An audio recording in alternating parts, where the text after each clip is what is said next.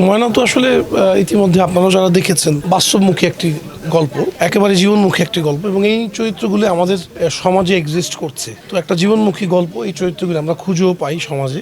আর অভিজ্ঞতা বলতে জাজ মাল্টিমিডিয়ার সাথে 4th মুভি আমার, আর রিপার সাথেও 2nd মুভির প্রথম ছবির সাথেও আমি ওর সাথেই আর্টিস্ট ছিলাম। মানজার ইসলাম মেঘ ভাই খুবই চমৎকার করছেন, বিকজ পরিচালক তার দিক থেকে খুব ক্লিয়ার ছিল কি বানাচ্ছেন।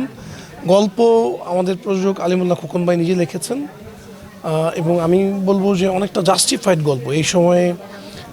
এই ধরনের একটা বার্তা নিয়ে আসা, কারণ আমাদের একটা সামাজিক দায়বদ্ধতা যে আমরা যদি আমাদের পাশের মানুষটাকে, নিজের মেয়েকে, নিজের সন্তানকে, নিজের বোনকে বা নিকট আত্মীয়কে যদি একটু সাবধান করতে পারি এই ধরনের ঘটনা, তাহলে মনে হয় না এক্সিস্ট করবে। এবং আপনারা ইতিমধ্যে জানেন যে সুইসাইডাল টেন্ডেন্সির একটা অনেক বেড়েছে ইদানিংকালে। তো ময়না, আমার মনে হয় খোকন ভাই একদিন বলছিলেন আমাদের প্রযোজক যে 5টা পরিবারও যদি এই মেসেজটা যায়, এই বার্তাটা যায় যে আমাদের ঠিক কাছের সন্তানটাই বিপদমুখী হচ্ছে, তাদেরকে যদি আমরা একটু আটকাতে পারি, সেটাই আমাদের সার্থকতা ময়না ছবিটা বানানো। এখানেই এটা তো একটা টেকনিক্যাল ইস্যুস।